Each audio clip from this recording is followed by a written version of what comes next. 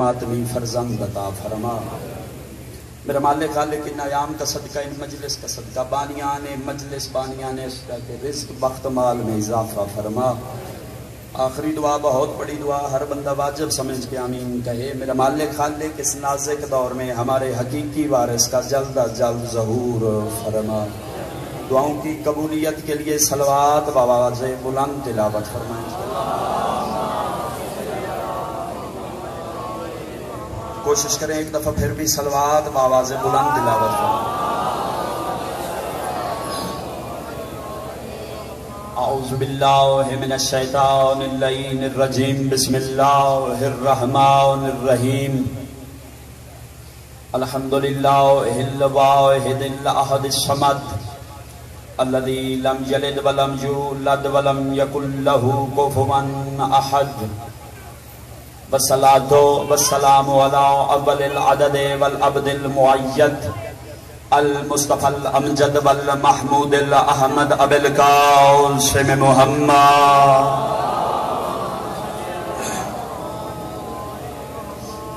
اللہم ایاک نعبد و ایاک نستعین۔ الحمدللہ الذی جعلنا من المتمسکین بولایت امیر المومنین علی ابن ابی طالب علیہ السلام۔ اما بعد فقد قال اللہ تعالی فی کلام المجید والفرقان الحمید وقولہ الحق۔ بسم اللہ الرحمن الرحیم۔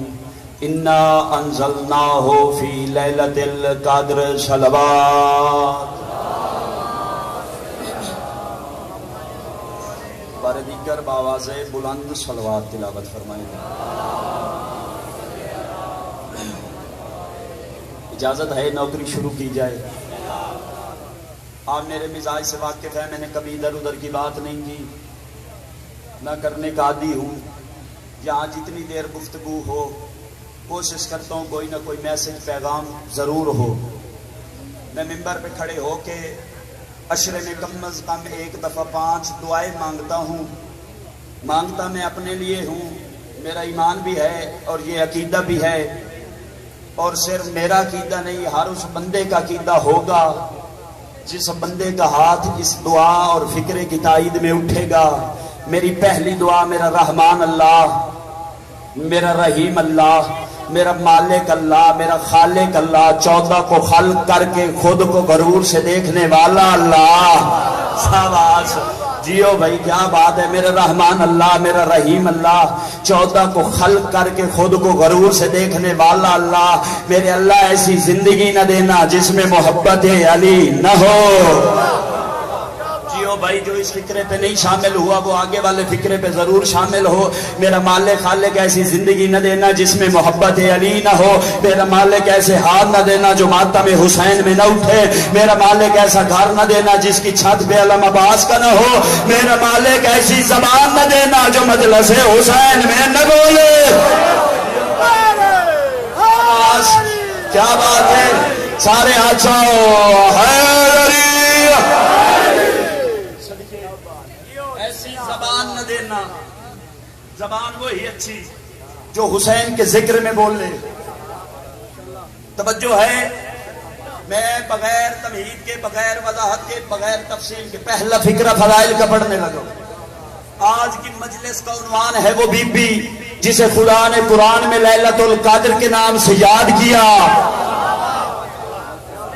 اور میں اپنے لفظوں کا ضامن ایک چھوٹا سا طالب علم ہونے کے ناطے، آیت اللہ فاضل لنکرانی اپنی تفسیر میں فرماتے ہیں وما ادراک ما لیلۃ القدر، دنیا والوں تم کیا جانو بطول کیا ہے۔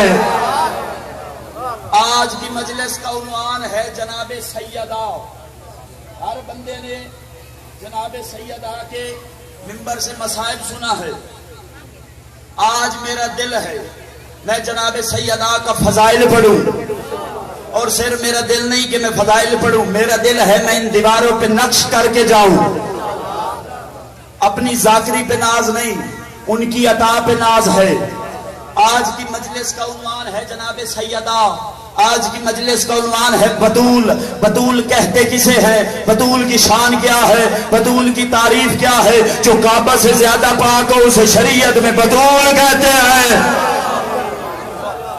آواز جو کعبہ سے زیادہ پاک ہو. کربلا گام شاہ کا پنڈال ہے. مجلس لائیو پتہ نہیں کتنے ملکوں میں سنی جا رہی ہے. میں نے دعویٰ بہت بڑا کیا ہے کعبہ سے زیادہ پاک ہو. اگر آپ کی اجازت ہو تو اسی منبر سے پڑھ نہ دوں, اس دعوے کی دلیل نہ پڑھ دوں.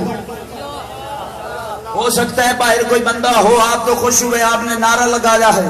ہو سکتا ہے کوئی بندہ باہر موجود ہو جس سے برداشت نہ ہو, وہ صبح فتویٰ لگا دے کہ ذاکر پڑھ گیا ہے جو کعبہ سے زیادہ پاک ہو اسے بطول کہتے ہیں. ساری خدائی تو جھکتی ہے کعبہ کو, کہ بطول کیسے پاک ہو گئی. میں دعوے کی دلیل پڑھنے لگوں اعتراض سے پہلے.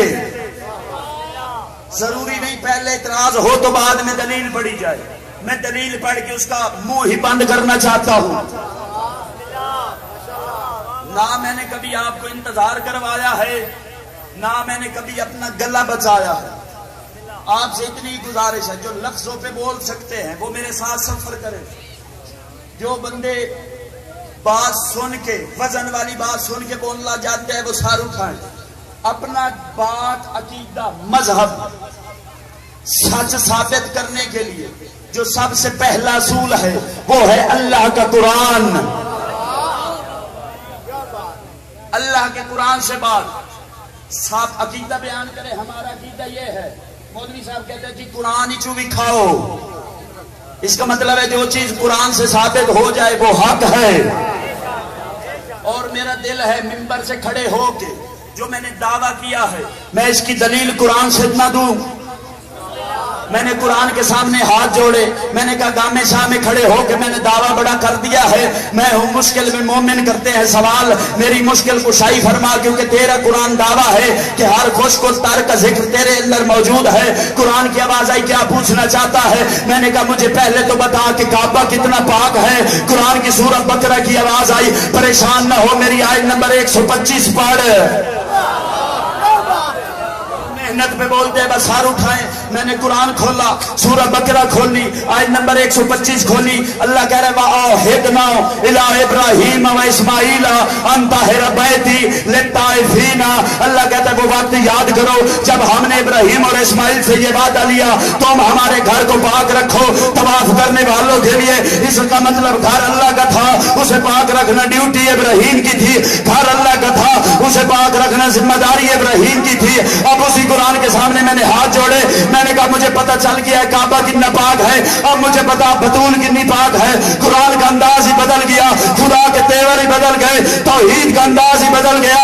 خدا قرآن میں کہنے لگا انما یرید اللہ لیذھب عنکم الرجس اہل البیت ویطہرکم تطہیرا. اللہ کہتا ہے میرا ارادہ ہے بطول تجھے میں پاک رکھوں, پھر مجھے کہنے کا حق حاصل. کعبہ اتنا پاک جتنی ابراہیم میں طاقت, بطول اتنی پاک جتنی توحید میں طاقت.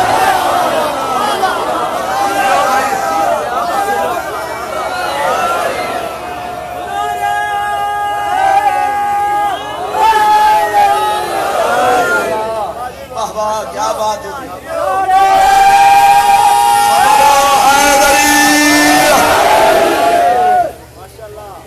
کعبہ اتنا پاک جتنی پاک رکھنے والے میں طاقت. سیدہ اتنی پاک جتنا وہ رکھنا چاہتا ہے. اب میرا دل ہے میں جتنی دیر گفتگو کروں سمجھا کے کروں. میں نے وہ جملہ نہیں دینا جسے کی سمجھ ہی نہ آئے, صرف بات مل جائے, بات کی سمجھ نہ آئے. جو صاحب منبر ہوتا ہے وہ آپ لوگوں کی کرتا ہے ترجمانی. اگر میں نے کوئی بات کرنی ہے نا تو جو مخالف پارٹی ہے اس نے یہ نہیں کہنا جی سرگودا سے ایک ذاکر آیا تھا جس کا نام ہے علی جعفر بلوچ, اس کا یہ عقیدہ ہے, اس نے کلپ وائرل کرنا ہے, شیعہ کا یہ عقیدہ ہے. تو ہمیں وہ بات کرنی چاہیے جو حق ہو. داد کی خاطر کوئی صرف اپنے سے جملہ نہیں پڑھنا چاہیے. اگر بات ذہن میں آ جائے, ذہن تسلیم کرے کہ اس نے محنت کی ہے, تو پھر میرے حق میں دعا کر دینا، داد دو یا نہ دو آپ کی مرضی ہے۔ جو دنیا میں مستور آئے اس کے 3 رشتے بنتے ہیں۔ پہلے آدھے منٹ میں داد بے شک نہ دینا، لیکن بات سمجھنا، جس بندے کو بات سمجھ آئے گی نتیجہ اسے بھائی جان سمجھ آئے گا۔ 3 رشتے بنتے ہیں۔ جب کوئی عورت پیدا ہو تو وہ سب سے پہلے ہوتی ہے بیٹی۔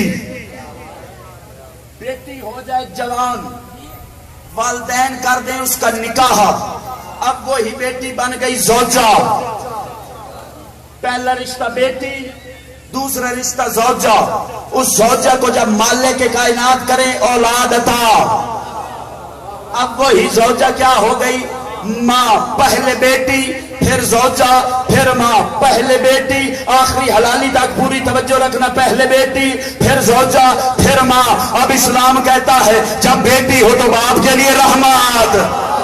نہیں، جن کا ہاتھ نیچے ہے میں فکر عرض کر کے دیکھنا چاہتا ہوں پنڈال میں کون خاندانی شیعہ بیٹھا ہے۔ بیٹی ہو تو باپ کے لیے رحمت، زوجہ ہو تو شوہر کا نصف ایمان، ماں ہو تو بچوں کے قدموں کی جنت ہے۔ میں اس بی بی کی شان میں جد عظمت کیا پڑھوں جو اس باپ کے لیے رحمت بن کے آئی، جو عالمین کے لیے رحمت تھا، اس شوہر کا نصف ایمان بنی جو خود کل ایمان تھا۔ بطول کی میں شان کیا پڑھوں جس کے قدموں میں ان کی جنت ہے، جو خود جنت کے سردار ہے۔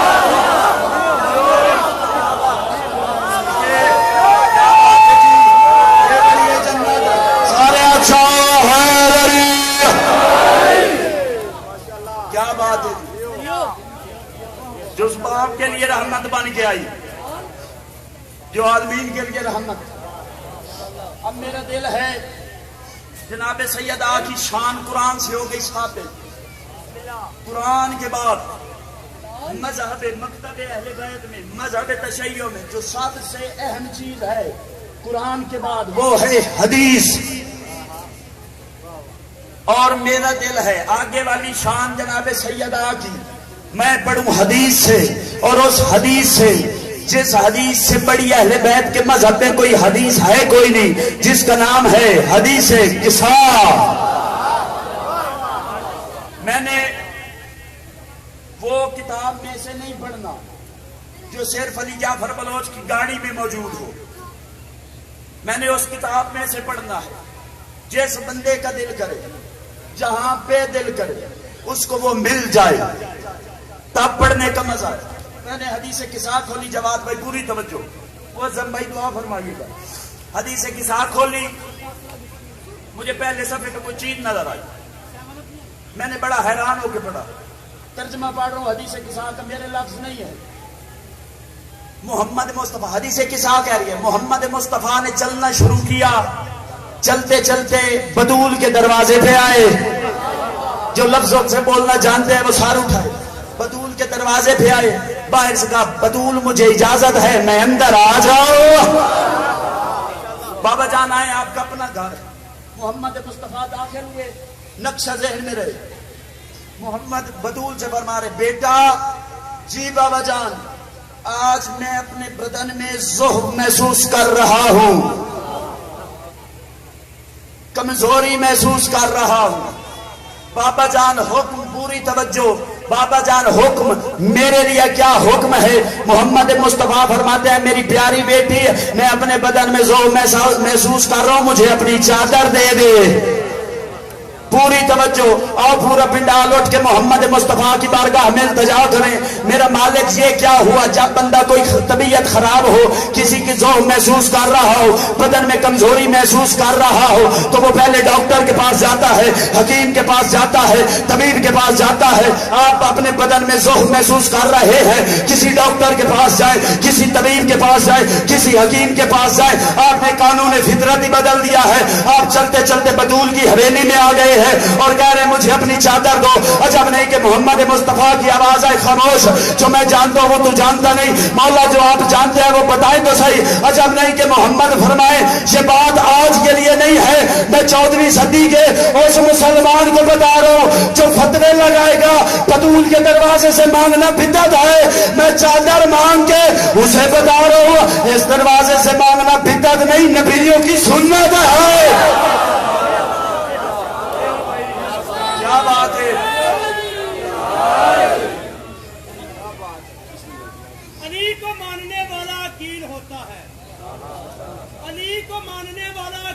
जियो। हक्के बिनते रसूल का वकील होता है, तू दुनिया को छोड़ फलाह में चला जा, वहां भी दुश्मन ज़हरा जलील। क्या बात, तवज्जो है। उसी हदीस किसा को मैंने और पढ़ा, हर बंदे के एक तारफ है। जो मुझे नहीं जानता मेरे इलाके में आएंगे ना तो पूछेंगे ये लड़का कौन है, वो बताएंगे जी अली जाफर बलोच, वो कहेंगे किसका बेटा, मेरे बाप का नाम बताया जाएगा। अगर वो लोग मेरे बाप को भी नहीं जानते होंगे तो वो पूछेंगे वो किसके बेटे, तो मेरे दादा का नाम बताया जाएगा। इसका मतलब मेरा तारफ मेरे बाप की वजह से, मेरे बाप का तारफ उनके बाप की वजह से। हदीस किसा में अल्लाह ने अहले बैत के एक तारफ करवाया है। मैं गामे सामने खड़े होकर तारफ पढ़ने लगा हूं कि आसमान पे ये खानदान किसके तारफ से मशहूर है। मोहम्मद मुस्तफा चादर के नीचे पहुंचे, कुछ देर के बाद हसन मुज्तबा दाखिल हुए। अम्मा जान में नाना की खुशबू महसूस कर रहा हूं, फरमाया चादर के नीचे। कुछ देर के बाद इमाम हुसैन अलैहिस्सलाम दाखिल हुए। अम्मा जान में नाना की खुशबू महसूस कर रहा हूं, फरमाया चादर के नीचे। हुसैन भी चादर के नीचे। कुछ देर के बाद अली इब्न अबी तालिब दाखिल हुए, फरमाया बतूल मोहम्मद मुस्तफा की खुशबू है, फरमाया सरताज वो चादर के नीचे हैं। अली इब्न अबी तालिब भी चादर के नीचे। जब चादर के नीचे चार हुए जमा, अब जनाबे सैयदा ने देखा कि वो तो चार हैं जमा, फौरन अपने काम समेटे चादर के बाहर आके कह दिया बाबा जान इजाजत है मैं भी चादर में आ जाऊं। अंदर से मोहम्मद की आवाज आई, बतूल अगर तू चादर में आए तो हम मुकम्मल ही नहीं होते, तुझे चादर में आना पड़ेगा। जनाबे सैयदा भी चादर के नीचे। तारा सुने, जिस हलाली मवाली का दिल करे कि इसकी मेहनत है जुमले का कीदा इजाजत दे, उस पे वाजिब है हाथ उठाना। जनाबे सैयदा भी चादर के नीचे। चादर के नीचे पांच जमा हुए। पांच का जमा होने का लुत्फ सिर्फ जमीन वालों ने नहीं, आसमान वालों ने भी लिया। सिर्फ इंसानों ने नहीं, इंसानों के खालिक ने भी लिया। अल्लाह ने जल्दी से मलाइका का मजमा सामने बिठाया। अल्लाह ने एक कलाम किया, हदीस किसा में मौजूद है। अल्लाह कहता है या मलाइकती व या सुकान समावाती इन्नी मा खलक़तु समा ममनियतन वला अर्ज़न मुदियन वला कमरन मुनीरन वला शमसन मुज़ियतन वला फलकन यदूरो वला बहरन यजरी इल्ला फी महब्बतिहा राइल खमसतिल लज़ी हुम तहतल किसा। अल्लाह कहता है मलाइका सुनो, ये जो चादर के नीचे जमा है इन्हीं के साथ की सदके मैंने जन्नत बनाई, इन्हीं की वजह से दोज़ख बनी, इन्हीं की वजह से आसमान बना, इन्हीं की वजह से जमीन बनी, इन्हीं की वजह से मलाइका बने, इन्हीं की वजह से इंसान बने। जिब्राइल आगे बढ़ के कहता है मालिक इतनी तारीफ जो कर रहे हो बताओ तो सही ये है कौन। आवाज तौहीद है जिब्राइल गौर से देख, होम फातिमा तो बाबूहा व बालूहा व बनूहा, वो फातिमा है, वो फातिमा का बाप है, वो फातिमा है, वो फातिमा के बेटे हैं, वो फातिमा है, वो फातिमा का शौहर है। फिर मुझे कहने का हक हासिल, जिस बीबी की वजह से पांच तन का तारफ हो उसे शरीयत में बतूल कहते। क्या बात है जी।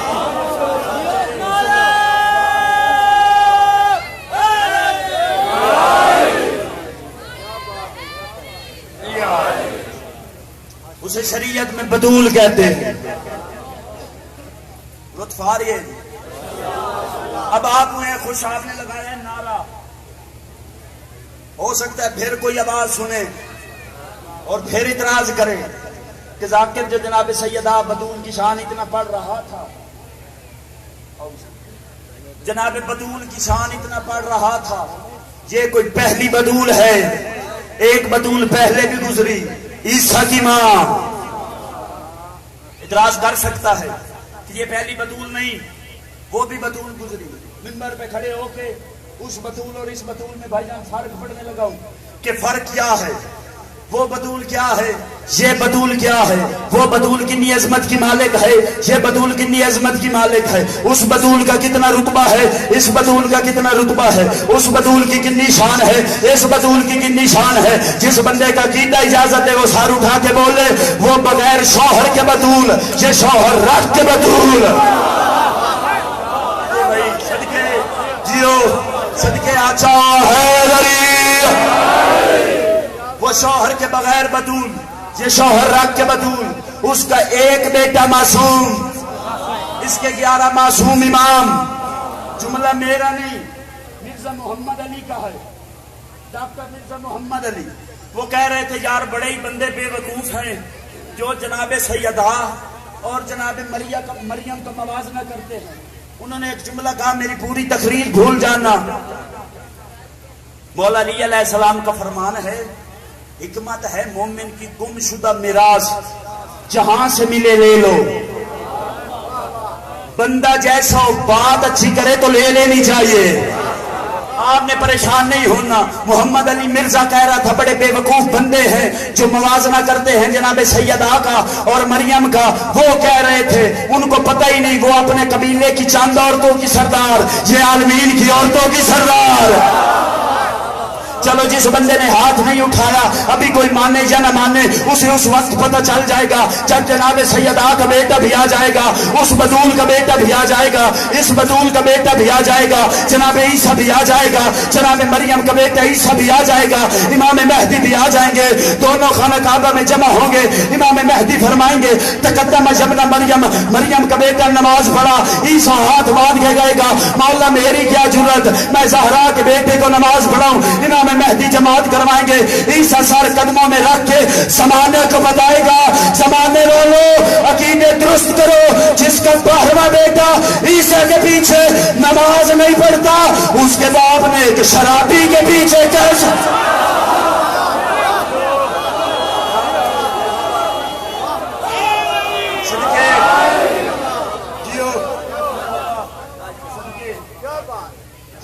وہ بندے ایسے کہہ دیتے ہیں جی پاک ممبر ہے اور نام لینا نہیں چاہتا۔ پوری توجہ دی، آخری فکرہ فضائل کا، تفصیلاً مسائل، دعا فرمائیے گا۔ ایک بندے نے، یہ موازنہ چلتا رہا، غیبت کبریٰ کے بعد بھی ایک مناظرہ ہوا تھا کہ کون افضل ہے۔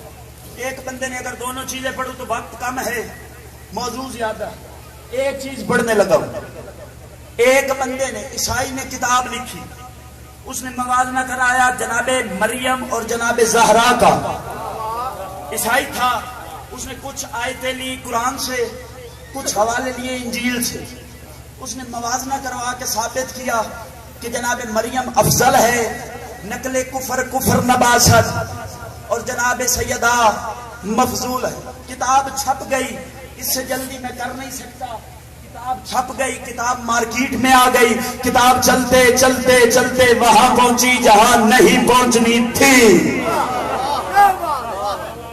کتاب پہنچی جی نجف اشرف۔ ایک طالب علم نے پڑھا، کتاب پڑھی، غصہ آیا، کتاب لے کے چلا اپنے استاد کے پاس، مجتہد کے پاس، علامہ ربانی کے پاس، قبلہ اس مصنف کا، اس لکھنے والے کے بارے میں قتل کا فتویٰ دے۔ عالم ربانی نے پوچھا وجہ کیا ہے؟ اس نے کہا دیکھیں تو صحیح، اس نے گستاخی کی ہے جناب سیدہ کی، اس کو قتل ہونا چاہیے، اس پہ لعنت ہونی چاہیے، اس پہ قتل ہونا چاہیے، اس پہ لعنت ہونی چاہیے۔ ہمیں اصول پتہ چل گیا، کوئی آج گستاخی کرے جناب زہرا کی تب بھی لعنتی ہے، کوئی پہلے گستاخی کرے تب بھی لعنتی ہے، اسے قتل ہونا چاہیے۔ انہوں نے کتاب پڑھی، انہوں نے کہا جذباتی فیصلہ نہیں کرنا، اگر یہ مصنف قتل ہو گیا تو کتاب کو فرق نہیں پڑے گا، کتاب مارکیٹ میں ہے، ہر بندہ خرید کے پڑھتا رہے، جہاں تک یہ کتاب جائے گی اس کی یہ بات چلی جائے گی۔ انہوں نے کہا پھر طالب علم نے کہا قبلہ کیا ہونا چاہیے؟ انہوں نے کہا قتل مصنف کا نہیں، قتل کتاب کو ہونا چاہیے۔ بندہ پریشان ہو گئے، انہوں نے کہا جی سنا ہے بندے قتل ہوتے ہیں، آج تک نہیں سنا کہ کتاب قتل ہوئی ہے۔ اعلیٰ ربانی نے کہا تیری ڈیوٹی ہو گئی تمام، اب کام ہے میرا. انہوں نے کہا قبلہ کیا کریں گے؟ فرمایا تو چلا جا.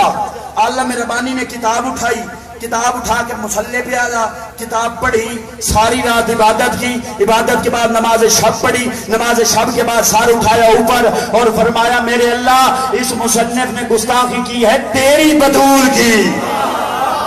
میرا کوئی لڑائی جھگڑا نہیں ہے, میرا کوئی ذاتی اختلاف نہیں ہے, کچھ ایسا عطا کریں میں اس کتاب کی رد لکھ سکوں, کچھ ایسا عطا کریں میں ایک کتاب لکھ سکوں, بندے یہ کتاب بھول جائے. پہلے مصنف نے کتاب لکھی تھی مریم با مقابلہ فاطمہ, مریم با مقابلہ فاطمہ. علامہ ربانی نے کتاب لکھی, اس کا ایک نام لکھا. میں کربلا گام شاہ میں کھڑے ہو کے پہلے کتاب کا نام پڑھوں گا, پھر مومنین کے چہرے پڑھوں گا, پھر فیصلہ کروں گا میں نے کتاب میں سے کتنا پڑھنا ہے. اس نے کتاب کا نام لکھا مریم با مقابلہ فاطمہ. علامہ ربانی نے کتاب کا نام لکھا مریم با مقابلہ فضہ. نہیں, جس بندے کا عقیدہ اجازت ہے وہ ہاتھ یہیں پہ رکھے. وہ کہتا ہے جاہل انسان کس سے موازنہ کروا رہے ہو؟ اس نے کہا مریم با مقابلہ فضہ. اس نے کہا قرآن کہتا ہے مریم بیت المقدس میں تھی, جبرائیل کھانا لے کے آتا تھا, مریم کھانا کھاتی تھی, جبرائیل کا شکریہ ادا کرتی. جبرائیل تیرا شکریہ, تو کھانا لے کے آیا, اس کا شکریہ, اس نے کھانا بھیجا. علامہ ربانی کہتا ہے جاہل انسان موازنہ کس سے کرتے ہو؟ جو 3 دن پکاتی رہی دروازے پہ فضہ بانٹتی رہی, جو 3 دن پکاتی رہی دروازے پہ فضہ بانٹتی رہی. تیسرے دن جبرائیل آیا, بیوی کو کہتا ہے فضہ بہن تیرا شکریہ, تو نے 3 دن کھانا دیا. فضہ نے دروازہ بند کیا. کوٹ جبرائیل تجھے کس نے کہا شکریہ ادا کر؟ تو نہیں جانتا یہ تو ہم نے وجہ اللہ کا صدقہ دیا.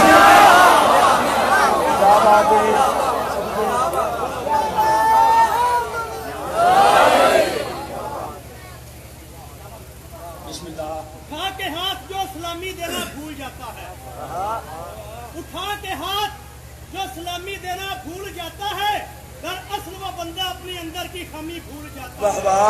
ارے وہ تو 14 رزق عطا کرتے ہیں دنیا میں برابر عطا, لیکن حلالی یاد رکھتا ہے حرامی بھول. کیا بات ہے, پوری توجہ. بس فضائل اتنا ہی کافی. حکم ہوا ہے تفصیلاً مسائل پڑھنے کا, کیونکہ ماتم کے دن ہیں, رونے کی راتیں. جس بندے نے ابھی پڑھنے والے کا انتظار کرنا ہے کہ کوئی مسائل پڑھے تو ہم روئیں, وہ بندہ بے شک گھر چلا جائے. آپ گھر سے آتے ہیں مجلس میں, پھر گھر واپس چلے جائیں گے. گھر میں جا کے سوچنا آج کی رات علی کی بیٹی کربلا میں جنگل میں موجود ہے. تفصیلاً مسائب ایک حکم مضمون محرم کا نہیں ہے, لیکن عزادار ماتمی نے مسائب ذمہ لگایا ہے. کوشش کروں گا 2-4 جملے اس مسائب کے پڑھوں. پہلا جملہ قبلہ اظہر حسن زیدی صاحب کا, ماتمی عزادار کی ہائے نکلے گی. قبلہ صاحب فرمایا کرتے تھے دنیا والوں جو کچھ اللہ نے اہل بیت کو دیا اس کا نام ہے فضائل, جو کچھ امت نے اہل بیت کو دیا اس کا نام ہے مصائب. پردے میں بی بی آئی ہوئی ہے آپ کے مصائب اور ہائی کی خاطر. جو حکم ہوا ہے میں وہ 2-4 جملے کہہ کے منبر واجب الاحترام کے حوالے کروں. تاریخ نے لکھا ہے اہل بیت کے گھرانے میں رک کے جملہ اس وجہ سے کہہ رہا ہوں کہ جملہ ضائع نہ ہو. جس بندے نے اس جملے پہ ہائے نہ کی پورے مسائل میں بے شک چپ کر کے بیٹھا رہے. یہی جملہ ہے جسے سمجھ آ گئی وہ بستر پہ بھی روئے گا. تاریخ والے نے لکھا ہے اہل بیت کے گھرانے میں 3 مستورات ایسی تھی جو وقت سے پہلے بوڑھی ہو گئی. صدقے صدقے صدقے, جو وقت سے پہلے ضعیف ہو گئی. پہلی بی بی, جس بی بی کا فضائل سنا ہے, میں شاید یہ جملہ نہ پڑھتا کیونکہ فضائل بڑا ہے بی بی کا, اسی کی مصیبت کا اندازہ ہوتا ہے قبلہ جس کی عزت کا پتہ ہو. عزت کا پتہ چل گیا اب آپ کو، اسی بی بی کا جملہ پڑھنے لگا ہوں۔ 3 بیبیاں ایسی ہیں جو وقت سے پہلے ضعیف ہوئی۔ اگر ماتمی ہائے کر دیں تو پہلی بی بی کی عمر 18 سال تھی۔ صدقے صدقے صدقے، پہلی بی بی کی عمر 18 سال تھی۔ جس نے اس جملے پہ ہائے نہیں کی وہ سار اٹھائے۔ جو دوسری بی بی وقت سے پہلے ضعیف ہوئی اس کی عمر 7 سال تھی۔ جو تیسری بی بی وقت سے پہلے ضعیف ہوئی اس کی عمر 4 سال تھی۔ کوئی بندہ ماتم کرنے آ جائے تو وہ سار اٹھائے۔ میں وجہ پڑھ دیتا ہوں، وقت سے پہلے بوڑھی کیوں ہو گئی؟ جو پہلی بی بی بوڑھی ہوئی جس کی عمر 18 سال تھی اسے مسلمانوں کے دربار نے بوڑھا کر دیا۔ جو 7 سال کی عمر میں بوڑھی ہوئی اسے اکبر کی جدائی نے بوڑھا کر دیا۔ جو 4 سال کی عمر میں بوڑھی ہوئی اسے شمر کے تماچوں نے بوڑھا۔ اللہ مان اللہ مان، ماتم کی صدا آنی چاہیے جس کے عقیدے میں ماتم ہے۔ جو 4 سال کی عمر میں شمر کے تماچوں نے، میں ایک وجہ پڑھتا ہوں کہ سار کے بال سفید کب ہوئے، بی بی ضعیف کب ہوئی۔ میں نے منت مصائب میں نہیں کرنی، جس بندے کا دل کرے ماتم کرے، جس بندے کا دل نہ کرے بے شک ماتم نہ کرے۔ پہلی بی بی جناب سیدہ، ایک دکھ پڑھ کے وجہ پڑھنے لگا ہوں۔ تاریخ والے نے لکھا ہے کہ جب بھی جناب سیدہ دربار میں جانے کے بعد گھر میں بیٹھتی تھی حسن اور حسین سے ایک رخسار چھپا لیتی تھی۔ میں وجہ پڑھنے لگا ہوں، وجہ کیا تھی؟ بی بی دربار میں پہنچی، محمد کی بیٹی 4 گھنٹے چپ کر کے کھڑی رہی، مسلمان کرسیوں پہ بیٹھے رہے، سردار کی بیٹی کھڑی رہی، کمی کرسیوں پہ بیٹھے رہے، سردار کی بیٹی کھڑی رہی۔ 4 گھنٹے کے بعد مسلمانوں نے پوچھا بطول کیوں آئی ہے؟ رو کے کہتی ہے اپنا حق لینے آئی ہوں۔ مسلمانوں نے کہا کوئی گواہ ہے تو دے۔ بی بی نے مباہلے والے گواہ پیش کیے، جس نے گھر تک ماتم کرنے سار اٹھائے۔ مسلمان کہتے ہیں یہ منظور نہیں، کوئی بابا کا لکھا ہے تو دکھا۔ بی بی نے کانپتے ہوئے تحریر پیش کی، تحریر پہلے کے ہاتھ میں آئی، اس نے پڑھ کے دوسرے مسلمان کے حوالے کی، اس سے تیسرے مسلمان نے لی تحریر۔ 1400 مسلمان کھڑا رہا، محمد کی بیٹی چپ کر کے کھڑی رہی، مسلمان تحریر پڑھتے رہے، محمد کی بیٹی کھڑی رہی۔ تحریر پہلے کے ہاتھ میں آئی، اس سے دوسرے مسلمان نے لی، بدول کے دیکھتے ہوئے اس نے تحریر کے ٹکڑے شروع کیے۔ ہنس ہنس کے کہتا ہے یہ تیرے باپ کا لکھا ہے۔ اس نے ٹکڑے زمین پہ پھینکے، ٹکڑے اٹھانے کے لیے جناب سیدہ زمین پہ بیٹھی، ابھی بیٹھی تھی وہی کرسی والا مسلمان اٹھا، اس کا ہاتھ اٹھا، جناب سیدہ زمین پہ گری، آواز آئی بابا اور میرا رخسار پھٹ گیا ہے۔ صدقے صدقے صدقے، بابا میرا چہرہ زخمی ہو گیا۔ دربار گئی، سر کے بال سیاہ تھے، گھر آئی سر کے بال سفید ہو گئے۔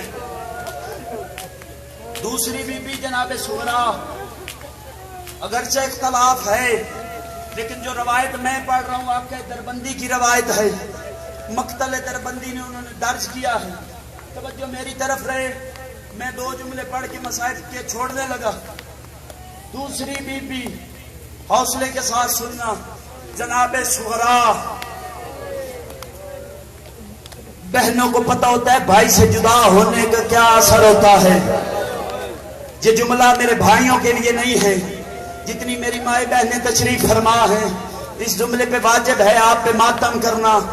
جناب سغرا کی ماں فوت ہو گئی تھی، جناب سغرا کو پالا ہے جناب عالیہ نے، اور جب جناب رباب آئی تھی نا حسین بادشاہ کے گھر میں، پہلے سلام کیا جناب عالیہ کا، جناب زینب کے دروازے پہ پہنچی، اتنے ادب سے سلام کیا۔ جناب عالیہ نے فرمایا رباب تو نے کی ہے میری عزت، میں تجھے خالی نہیں بھیجی، یہ ہے میری امانت، سغرا کو رکھا کر اپنے پاس۔ رباب یاد رکھنا سغرا ہے یتیم، میں زینب ہو کے منت کرتی ہوں، اسے ماں کا احساس نہیں ہونا چاہیے۔ تاریخ والے نے لکھا بی بی نے پیار کیا جناب صغرا کو، اور جب جناب سکینہ آئی جناب رباب کی جھولی میں، چلتے چلتے جناب زینب پہنچی، رو کے کہتی ہے رباب اب ہو گئی ہے تیری اپنی بیٹی، ہو سکتا ہے تو صغرا کو اتنا پیار نہ کر سکے، اسے ماں کو ہوگا احساس اور زینب برداشت نہیں کر سکتی، یہ مجھے دے دے۔ رباب رو کے فرماتی ہے نہیں بی بی، میں سکینہ سے زیادہ پیار کروں گی۔ ہر ذاکر پڑھتا ہے نا کہ حسین بادشاہ کے سینے پہ جناب سکینہ سوتی تھی، ہر ذاکر نے پڑھا ہے۔ اس کی وجہ یہی تھی کہ جناب صغرا کو جناب رباب پیار کرتی تھی، اور امام حسین علیہ السلام جناب سکینہ کو پیار کرتے تھے۔ ایسے ہی سفر شروع ہوا۔ ایک دن اپنی حویلی میں حسین بادشاہ کے سینے پہ سوئی ہوئی ہے جناب سکینہ، جناب صغرا چلتے چلتے امام حسین کے پاس پہنچی، رو کے کہتی ہیں بابا مجھے بتا سکینہ تجھے زیادہ پیاری ہے، میں تیری پیاری بیٹی نہیں ہوں، ہر وقت سکینہ سے پیار کرتا ہے، مجھے اپنے پاس نہیں بٹھاتا۔ حسین نے سکینہ کو سینے سے اتارا، بیٹی سے گلے لگایا، رو کے کہتے ہیں صغرا میری مجبوری ہے، میں تجھے اپنے سینے کا عادی نہیں کر سکتا، تو نے مدینے رہ جانا ہے، میں نے کربلا چلے جانا ہے۔ بی بی رو کے کہتی ہے بابا بتا سکینہ تیرے ساتھ جائے گی؟ امام فرماتے ہیں ہاں بیٹی سکینہ نے میرے ساتھ جانا ہے۔ 2 قدم صغرا پیچھے ہٹی، آسمان کی طرف دیکھ کے کہتی ہے میرے اللہ میں دعا مانگتی ہوں کسی کی بچی یتیم نہ ہو، آج میری ماں ہوتی مجھے بھی ساتھ لے جاتی۔ تڑپ گیا حسین، رو کے کہتے ہیں بیٹا میری مجبوری ہے۔ رو کے کہتی ہے کون سی مجبوری؟ حسین فرماتے ہیں میری یہ مجبوری ہے صغرا تیری شکل ہے میری اماں سے ملتی ہے، میں نہیں چاہتا جب تو شام کے بازار میں جائے مسلمان کہے وہ دیکھو زہرا دربار میں آ گئے۔ صدقے صدقے صدقے، وہ دیکھو بطول بازار میں آ گئی۔ تیسری بیٹی تیسری بی بی جناب سکینہ، جس کا حکم ہے ایک جملہ پڑھ کے منبر چھوڑنے لگا۔ جناب سکینہ کتنی غریب ہے جناب سکینہ، شام کا بازار تھا، میں شاید شہادت نہ پڑھوں، شام کا بازار تھا، راوی کہتا ہے کتابیں لکھتی ہیں شمر کے ہاتھ میں تازیانہ تھا، ضروری نہیں میں سخت پڑھوں تو آپ سنیں، جس بندے نے ادب سن کے رونا سار اٹھائے۔ شمر کے ہاتھ میں تازیانہ تھا، سجاد کی کمر تھی، سکینہ نے دیکھا برداشت ہوا نہیں، فرشتہ عورتوں والی قطار چھوڑی، وہاں آگے کہہ دیا کمینہ میرا آخری سجاد بچ گیا ہے اب اسے نہ مار۔ بی بی نے سجاد کو دیکھا، سجاد کا چہرہ پریشان تھا، رو کے کہہ دیا سجاد پریشان نہ ہو، میں سکینہ تیرے ساتھ ہوں، سجاد تو پریشان نہ ہو، میں بہن تیرے ساتھ ہوں۔ تڑپ گیا بیمار کربلا، رو کے کہتے ہیں سکینہ مجھے تسلی دینی چاہیے، میں مرد ہوں تو عورت ہے، تو عورت ہو کے مجھے تسلی دیتی ہے، وجہ کیا ہے؟ تڑپ گئی بی بی، رو کے کہتے سجاد میں جانتی ہوں اگر اسی بازار میں میں مر گئی تو مجھے دفن کر لے گا، سجاد اسی بازار میں اگر تو مر گیا پتا سکینہ کیا کرے گی؟ وہ سکینہ مرنے سے پہلے